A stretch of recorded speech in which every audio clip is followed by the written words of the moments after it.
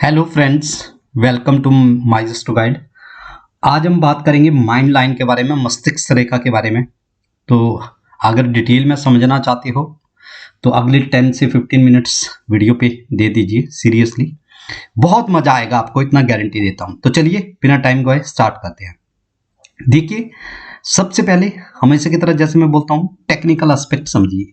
Mind line, मस्तिष्क रेखा, मन और दिमाग की रेखा दोनों है। देखिए, मन और दिमाग जो है ना, दो अलग चीजें हैं। पहले तो ये समझ लीजिए, कई लोगों को यही नहीं पता होगा।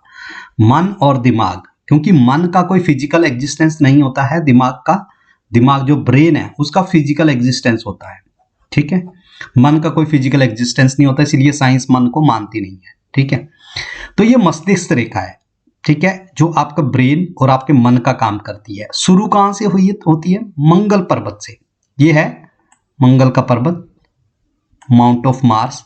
यहां से शुरू होती है। जीव की उत्पत्ति के साथ भगवान उसको दो चीजें, मतलब वैसे तो बॉडी का और भी पार्ट है, बट जो मुख्यतः दो चीजें हैं, एक उसका मन और एक उसका दिमाग, और दोनों अपोजिट चलते हैं। मन कुछ और कहता है, दिमाग कुछ और कहता है। तो इसका जो उद्गम है वो माउंट ऑफ मार्स से स्टार्ट होता है। कई लोगों के में जुपिटर से भी स्टार्ट होता है, बट अभी हम बेसिक बात करते हैं। अब ज्योतिष में जो चंद्रमा है उसको मन का कारक माना गया है। चंद्रमा जो है वो मन, मस्तिष्क उसका कारक है। और 8 नंबर की राशि, जैसे मैंने बताया था जीवन रेखा के बारे में, यहां से शुरू होती है। जीवन की उत्पत्ति 8 नंबर से शुरू होती है और वहीं से मस्तिष्क रेखा एक वोटरी साइन से शुरू होती है, जो मस्तिष्क रेखा है यहां से। और ये इस तरह से आते हुए इसका झुकाव जो है वो होता है चंद्र पर्वत की ओर। 90% केसेस में इसका झुकाव जो है वो चंद्र पर्वत की होता है। तो एक वोटरी साइन से निकलती है 8 नंबर से, और दूसरे वोटरी साइन जो 4 नंबर है यहाँ पे चंद्रमा, चंद्र पर्वत तक ये पहुंचती है, या उसकी तरफ इसका झुकाव होता है। तो अंतिम लक्ष्य क्या है इस रेखा का? शीतलता को पाना। ठीक है, तो इसीलिए इसका जो अंतिम पड़ाव है वो चंद्र पर्वत है, जो कि इमोशंस का कारक है चंद्रमा, वहां तक। तो ये थी इसके उद्गम की कहानी, इसकी उत्पत्ति की कहानी, कहां से ये स्टार्ट होती है, कहां पे एंड होती है। टेक्निकल एस्पेक्ट आपको समझाना जरूरी था। अब आइए बात करते हैं इसकी, कि अगर ये माइंड लाइन जो है लाइफ लाइन से जुड़ी हो। मैंने उस दिन बताया था आपको कि यहीं से ऐसे करके लाइफ लाइन स्टार्ट होती है, जैसे ये आ रही है साथ में, और 90% लोगों के हाथ में ये यहां से शुरू होकर के कुछ इसकी बेंडिंग इस तरह से होती है। तो अगर ये यहां से लाइफ लाइन के साथ जुड़ी हुई है, एकदम नहीं, फिर भी अगर थोड़ी बहुत भी ये जुड़ी हुई है इस तरह से लाइफ लाइन से, तो ऐसे व्यक्तियों में बहुत ही जबरदस्त पेशेंस होता है। उनका धैर्य जो है वो अद्भुत होता है। बहुत ही सोच विचार के काम करने वाले, अपने परिवार के, अपने माता पिता द्वारा जो दिए गए संस्कार हैं उनको पूरी तरह से एडॉप्ट करने वाले। और अगर ये मस्तिष्क रेखा जो है ये लाइफ लाइन से बिल्कुल सटी हुई हो इस तरह से, तो बच्चा जो है वो अपने शुरुआती दिनों में पूरी तरह से अपने पेरेंट्स पे डिपेंडेंट होता है, पूरी तरह से पेरेंट्स पे डिपेंडेंट होता है। मतलब उसके जो इंडिविजुअल, मैं फाइनेंशियल की बात नहीं कर रहा हूँ, इंडिविजुअल जो विचारकों की क्षमता है वो पूरे के पूरे अपने फैमिली के कल्चर को अडॉप्ट करता है। अभी बात ये नहीं हो रही है कि क्या सही है क्या गलत है, कई लोग इसको गलत मानते हैं। गलत और सही का डिसीजन करने वाले हम नहीं है। पहले आप इसका एस्पेक्ट समझिए। यहां से अगर शुरू होती है तो अपने परिवार के जो रीति रिवाज हैं, जो उसको संस्कार मिले हैं, उसको फुल्ली एडॉप्ट करता है यहां से। अब बात करते हैं, अगर ये यहां से थोड़ा सा हटके शुरू होती है, ऐसे शुरू होती है, मतलब जुड़ी हुई नहीं होती लाइफ लाइन से किसी भी तरह से, तो व्यक्ति जो है अपने स्वतंत्र विचारों वाला होता है। स्वतंत्र विचार होते हैं उसके। ये रेखा जितनी दूर रहेगी जीवन रेखा से, ये मस्तिष्क रेखा जीवन रेखा से जितनी दूर रहेगी, व्यक्ति की जो वैचारिक स्वतंत्रता है, जो उसके सोचने समझने की क्षमता है, उतनी अधिक बढ़ जाएगी, उतनी अधिक बढ़ जाएगी। लेकिन यहां पे नेगेटिव एस्पेक्ट ये आ जाता है कि ये ज्यादा दूर चली जाने पर व्यक्ति जो है वो अपने परिवारजनों का ही विरोधी हो जाता है, मतलब अपना कल्चर जो है उसको पूरी तरह से भूल जाता है। अगर ये बहुत ज्यादा दूरी पे चली जाती है, या यूं कह लीजिए कि कुछ लोगों की जैसे मान लो जीवन रेखा यहां से स्टार्ट हो रही है और मस्तिष्क रेखा यहां से स्टार्ट हो रही हो, बहुत गैप है उसमें, तो क्या होता है व्यक्ति में जो थॉट्स हैं, जो विचार हैं उसके, अपनी परंपराओं, अपनी जो परिवार है, अपने जो संस्कार है उनसे बहुत डिफरेंट हटके होते हैं। और ऐसा व्यक्ति जो है वो अपने ही लोगों का विरोधी हो जाता है। लेकिन अगर आपकी ये माइंड लाइन कुछ इस तरह से है और आपकी जीवन रेखा कुछ इस तरह से, गैप है इसमें, ऐसा नहीं है गैप नहीं है, लेकिन अगर कुछ ऐसी छोटी छोटी रेखाएं यहां तक जाती हैं तो व्यक्ति के अपने इंडिपेंडेंट विचार तो होंगे, पर वो कभी भी अपने परिवार के संस्कारों की अवहेलना नहीं करेगा। फिर वो बहुत ही प्रैक्टिकल व्यक्ति हो जाएगा। वो बोलेगा कि भाई ठीक है, ये इनके सोचने समझने की, ये इनके अपने सोचने समझने की क्षमता है, मेरी सोच कुछ इस तरह से है, तो ये इनको पूरी तरह से अवॉइड नहीं करेगा। यहां पे क्या कर देगा ये, अगर ये बिल्कुल डिफरेंट है तो वो उनका विरोध करेगा, गलत है सही है ये बात का इशू है, लेकिन पहले समझने की कोशिश करिएगा। वो अपने ही परिवारजनों का विरोधी हो जाएगा और अपने धर्म से हट के चलने वाला होगा। ये भी एक वो है, ठीक है। तो पहली चीज तो ये। अब दूसरी चीज इसके बारे में ये जानते हैं, जितनी ज्यादा ये वाली रेखा जो है मस्तिष्क रेखा, माइंड लाइन, ये जितना ज्यादा इसमें बैंड होगा, जितना ज्यादा बैंड होगा, व्यक्ति उतना अधिक इमोशनल और इमेजिनेटिव होगा। क्योंकि देखिए चंद्र पर्वत पे जा रहा है ना, ये चंद्र पर्वत है, अब माइंड लाइन है और चंद्र पर्वत तक जा रही है, तो व्यक्ति बहुत ज्यादा इमोशनल हो जाएगा, उसकी कल्पना शक्ति बहुत ज्यादा अधिक होगी।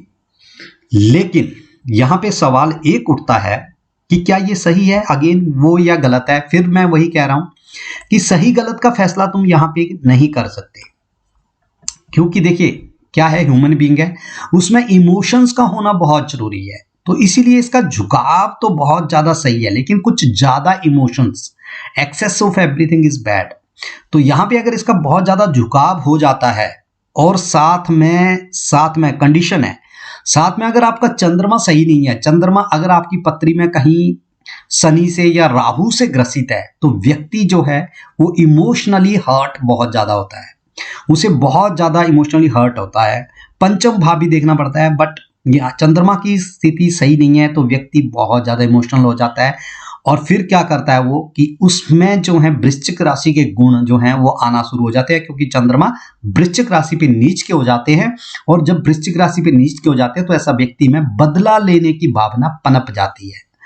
अगर चंद्र पर्वत पर ऐसी कुछ कटी हुई रेखाएं हैं या ये रेखा यहाँ पे आकर के कट जाती हैं तो स्थिति और भी खराब हो जाती है। अब आपके पत्री में, होरोस्कोप में अगर चंद्रमा की स्थिति बढ़िया है तो व्यक्ति राइटर भी बनता है, डीप एनालिसिस करने वाला, डायरेक्टर बन सकता है, वो इस तरह की। लेकिन चंद्रमा की शक्ति और बाकी ग्रहों का बलाबल देखा जाएगा, नहीं तो वो व्यक्ति अपने आप को टेंशन में डालने वाला, ठीक है, छोटी छोटी बातों पे नाराज हो जाने वाला। अगर यहाँ पे कट है इसमें तो इस तरह से, या ये रेखा जो है यहाँ पे आकर के क्रॉस आ जाते हैं रेशा में, या चंद्र पर्वत इसका सही नहीं है, तो ये जो बहुत ज्यादा झुकाव है इसका, ये नेगेटिव रिजल्ट देना शुरू कर देगा, ठीक है। लेकिन अगर बहुत ज्यादा झुकाव है लेकिन बाकी ग्रह सही है और चंद्रमा की पोजीशन पत्री में सही है, तो व्यक्ति जो है बहुत अच्छी एनालिसिस करने वाला, किसी भी काम को बहुत बारीकी से सोच समझ के करने वाला और पूरी शिद्दत के साथ, पूरे एनालिसिस के साथ करने वाला होगा, ठीक है। अगर तो इस रेखा को कोई इस तरह से, रेखाएं इस तरह से काटती हैं, इस तरह से, तो मानसिक परेशानी, तनाव आदि का जो है जबरदस्त कारण बनता है। अब आगे चलते हैं, तीसरी बात करते हैं। मान लीजिए ये रेखा यहां से निकल के सीधी इस तरह से जा रही है, ठीक है, मार्स का जो ये माउंट है यहां तक जाती है अगर ये रेखा, तो कई लोग कहते हैं कि व्यक्ति बहुत प्रैक्टिकल हो जाता है, ठीक है। मैं थोड़ा सा इसको डिफरेंट लेके चलता हूं। व्यक्ति जो है इमोशनल कम हो जाता है, उसके जो इमोशंस है वो कम हो जाते हैं। मतलब वो उसको कोई भी, आप ये कह सकते हो कि अटैचमेंट जो है वो किसी तरह का किसी से होता नहीं है। वो हर चीज में अपना नफा और नुकसान देखता है। अब इसको आपके ऊपर डिपेंड है, आप कैसा लेना चाहते हो। कई लोग बोलते हैं कि नहीं बिजनेसमैन बन जाता है। नहीं, बिजनेसमैन बनने के लिए एक क्वालिटी ऐड हो गई कि भाई बिजनेसमैन वही बनेगा जिसमें इमोशंस कम होंगे, ठीक है, लेकिन ये जरूरी भी नहीं है। बिजनेसमैन के लिए यहाँ पे बुद्ध पर्वत का उभरा होना और यहाँ पे रेखाओं का होना बहुत जरूरी है। यस, एक क्वालिटी बिजनेसमैन की ऐड हो जाती है, पर ये कंफर्म नहीं है बिजनेसमैन हो जाएगा, बट इमोशनली बहुत कम वो अटैच होने वाला होगा। इमोशंस का उस पर कोई ऐसा फर्क नहीं पड़ने वाला है। और कई बार सेल्फिश स्वभाव के लोग हो जाते हैं, अपना मतलब निकालने वाले, कम दया वाला जिसे कहते हैं, दूसरे की बातों में जल्दी नहीं आते हैं। एक अच्छी बात ये है, दूसरे की बात वो बहुत जल्दी मान नहीं लेते। किसी ने बताया अपना दुख रोया, एकदम से पिघल गए ना, बिल्कुल नहीं। तथा व्यक्ति जो है ना, निडर बना देता है व्यक्ति को ये। मतलब उसके अंदर डर, बहुत ज्यादा डर नहीं होता उसके अंदर, निडर फियरलेस हो जाता है वो। आप इस तरह से इसको वो कर सकते हैं। अब मैं बोलता हूं कि अगर मस्तिष्क रेखा को, ये जो माइंड लाइन है, इसको कोई रेखाएं ऐसे या ऐसे आड़ी रेखाएं ऐसे काटती हों तो व्यक्ति को चोट में मानसिक संतुलन खराब होना, सिर पे चोट लगना, इन सब चीजों का डर रहता है। किसी भी तरह का गड्ढा यहाँ पे ब्रेक होना, ये व्यक्ति की सोचने समझने की क्षमता को जो है खत्म करने वाली होती है। अब मैं बोलता हूं कि यदि ये मस्तिष्क रेखा हृदय रेखा के बहुत ज्यादा क्लोज आ जाती है, ठीक है, अब ये मैं हार्ट लाइन ड्रॉ कर लेता हूं। सॉरी, मेरी ड्राइंग उतनी अच्छी नहीं है। ये मैं हार्ट लाइन मैंने ड्रॉ कर ली, और ये मस्तिष्क रेखा यहां से निकल के कुछ बहुत ज्यादा क्लोज चली जाती है, कुछ इस तरह से चली जाती है, या इधर घूम जाती है, ऐसे घूम जाती है, ऐसे चली जाती है, बहुत ज्यादा हृदय रेखा के क्लोज चली जाती है। तो ऐसे व्यक्ति का जो है ना, वो मन जो है, मैंने पहले ही बोला था कि मन और दिमाग दो अलग अलग चीजें हैं। मन जो है, चंद्रमा मन है यहां पे, और ये बुध का पर्वत है। अब उसके क्या होगा कि मन का प्रभाव ज्यादा रहेगा उसके उस पे, ठीक है। ऐसे व्यक्ति जो होते हैं ना, वो सनकी टाइप के होते हैं, ठीक है। और ऐसे व्यक्ति जब जो है किसी को मारने से भी नहीं हिचकिचाते। तो अगर ऐसा व्यक्ति कभी प्यार में पड़ जाए या ये कर जाए तो वो किसी का मर्डर भी कर सकता है। इसका बहुत ज्यादा इस तरफ जाना बहुत शुभ नहीं माना जाता। तो जो लोग जैसे करते हैं कि प्यार में पड़ के किसी का मर्डर कर दिया, ये सब कर दिया, ये इसका हर्ट रेखा के पास जाना या हर्ट रेखा को क्रॉस कर जाना, ये इसके सिम्टम है, ठीक है जी। अब मैं बोलता हूं, अगर मस्तिष्क रेखा यहां से निकल के, इस तरह से निकल के, और यहां से दो हिस्सों में बट जाए तो इसको बहुत ही शुभ माना जाता है।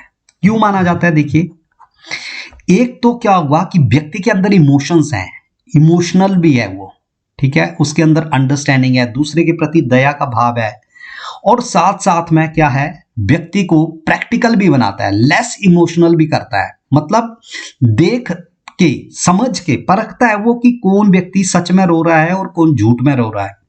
तो ऐसे व्यक्ति में दूसरे को परख के फिर वो अपना डिसीजन देता है। मतलब तब जाकर के वो दया दिखाता है। पहले वो उसको पूरी तरह से समझता है, और जहां पे रिक्वायरमेंट होती है वहीं पे जाकर के अपने इमोशंस दिखाता है। ऐसे व्यक्तियों की एक और खासियत होती है कि ये देखने में तो शरीफ लगते हैं। लोग सोचते हैं कि इनको आसानी से बेवकूफ बनाया जाए, लेकिन ये बहुत मतलब तेज होते हैं। तेज इन द सेंस की परखते हैं, मतलब अच्छी तरह से एनालाइज करते हैं, तब जाकर के कोई डिसीजन देते हैं। तो आत्मविश्वासी बोला जाता है ऐसे लोगों को। विश्वास की भी कमी नहीं होती, कल्पना शक्ति भी बहुत अधिक होती है, समझदार होता है, और दया करने वाला भी होता है, दूसरों पे दया भी करता है, ठीक है। अब चलते हैं अपने नेक्स्ट पॉइंट पे। मस्तिष्क रेखा पे कोई द्वीप हो, इस तरह का कोई कट हो, वैसे तो मैं बता चुका हूं ये चीज, कट हो तो यह शुभ नहीं माने जाते, सही नहीं माने जाते। सही इन द सेंस नहीं माने जाते कि ये माता को, बच्चे की जिसके भी हाथ में होगा उसकी माँ को परेशानी होगी देने वाले, सर पे चोट लगने का डर, व्यक्ति को कई बार अंधापन और खासकर मिर्गी वगैरह या पागलपन जिन लोगों को होता है वो होता है। और खासकर अगर मस्तिष्क रेखा यहाँ तक आ गई हो, इस तरह से इतना उसने करवट लिया और यहाँ आकर के कुछ उसमें क्रॉस हो, तो ये और ज्यादा खराब मानी जाती है।